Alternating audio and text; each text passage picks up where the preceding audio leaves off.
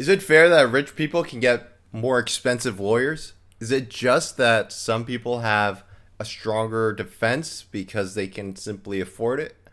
See, money doesn't just buy you a better life, better food, better cars. The legal system is designed to be a foundation of justice, protecting individual rights and maintaining social order. But one crucial issue stands in the way. Not all legal representation is equally accessible. Financial capacity can profoundly influence the quality of legal services available to someone, and it raises the question about fairness. Sit down! Let's take a look at the difference between a free lawyer, an affordable lawyer, and an expensive lawyer, and try to see what the unique benefits, challenges, and the scenarios best suited for each. That I never went to law school at all. Let's start with the free lawyers. In criminal cases, you can get a free public defender funded by the government. They're an essential part of upholding the crucial right to counsel. However, high caseloads limit the public defender's time and how much they can spend on each case. And often they sort of settle, or they're not able to dive into an in-depth representation of the case. I'm Saul Goodman, and I make it my business to defend the citizens of Albuquerque. Studies show that public defenders, the clients are particularly in low-income brackets facing severe charges and often receive outcomes that differ from those with private attorneys, and often they're saddled with longer sentences.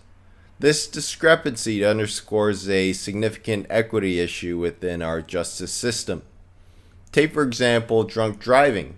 An expensive lawyer tends to have access to expert witnesses like toxicologists who can testify in the flaws in the police testing process or the interpretation of the results. They can look at every single piece and try to establish reasonable doubt. They can secure forensic experts to present technical defenses that are harder to challenge.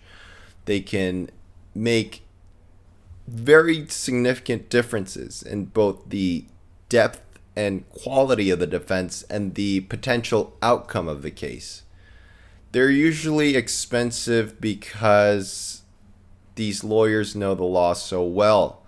He didn't go to Harvard. The well-experienced lawyer can challenge the legitimacy of a traffic stop. They can dispute the field sobriety tests.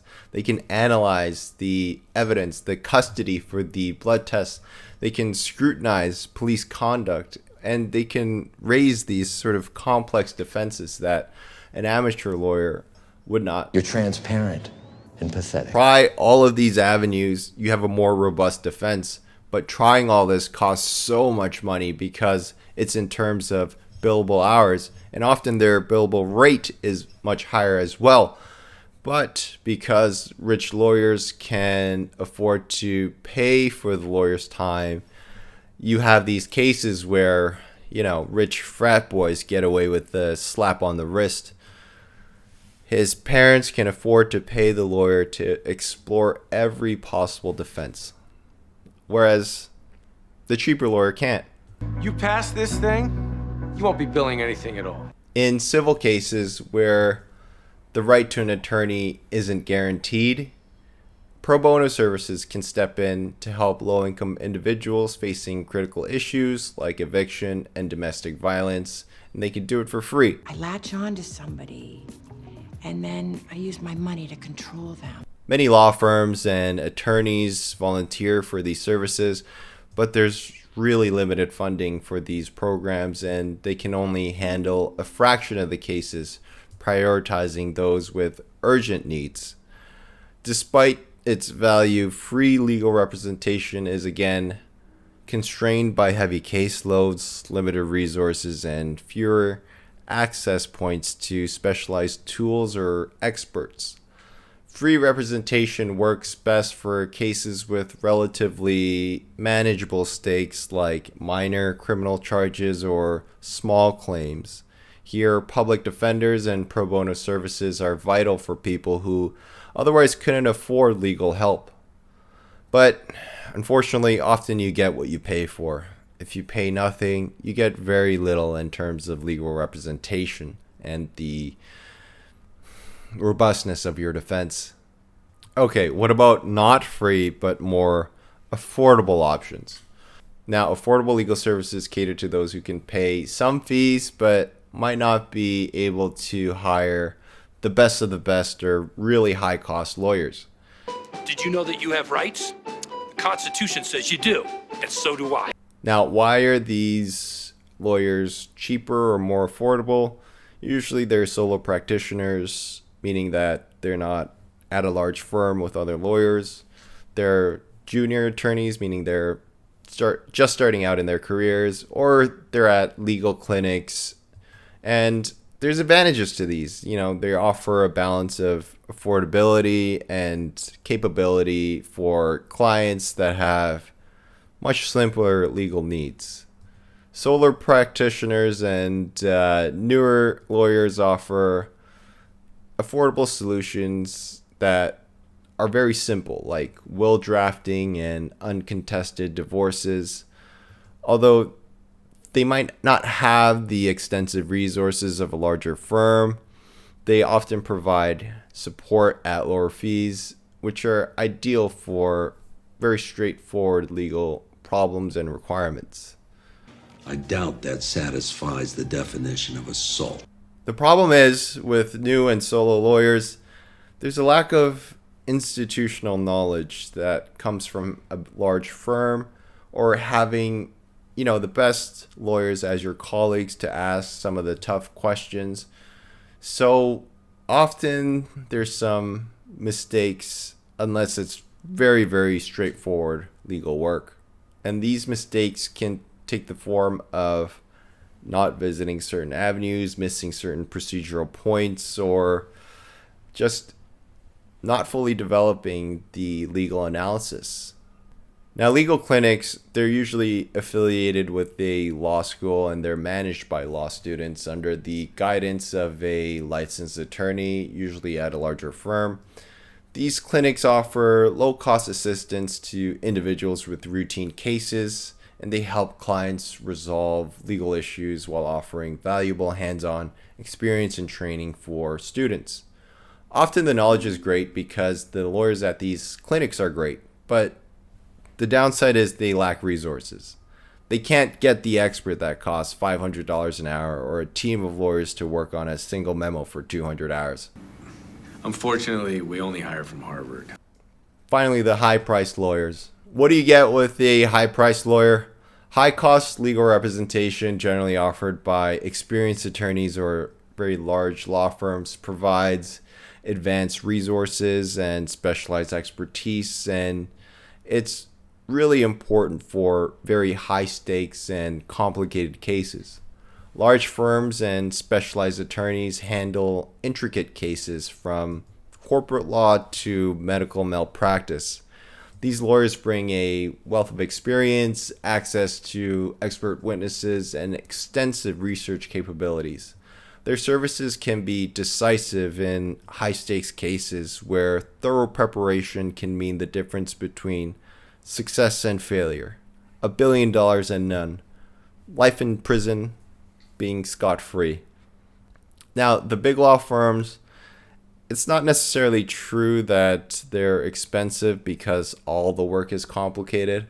Some of the work is complicated, but often a lot of the work is very routine and administrative, but they still charge out a lot because corporate clients can pay a lot. Our last proposal reduced contingent compensation. Expensive legal services are ideal for where stakes are high. Severe criminal charges, intricate civil disputes, or high asset cases where specialized expertise and robust resources can influence the outcome. I know you did something. I didn't. You're lying.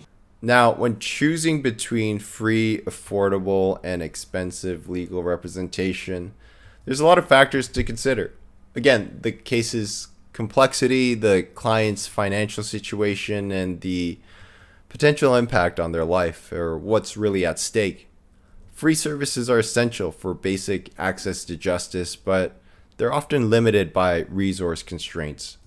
Affordable representation provides a middle ground for straightforward cases, while expensive legal services bring invaluable resources and expertise to the most complicated and most important matters. You want the best people on the job with the best resources, and you're going to have to pay for it. But if your freedom's on the line and you can't afford expensive legal services, that's when things start to get sad. Understand what I have been through. You don't understand what I have lost. The disparity in access to quality legal services highlights a larger issue: the need for justice reform to make equitable representation more accessible across income levels. True justice means creating a system where every person, regardless of financial means, can have fair treatment and the best legal defense and representation. Ensuring this balance is crucial for justice systems that claim to serve everyone equally. I'm not good at building shit. I'm excellent at tearing it down. Now, it's not like you can just get away with crimes if you're super rich, but a free legal clinic probably would call it a day if you got caught with a bloody glove. Only somebody paid disgusting amounts of money can come up with the poetry of, if it doesn't fit, you must acquit. We're all trying to do the right thing. Of course we are. But come on, man.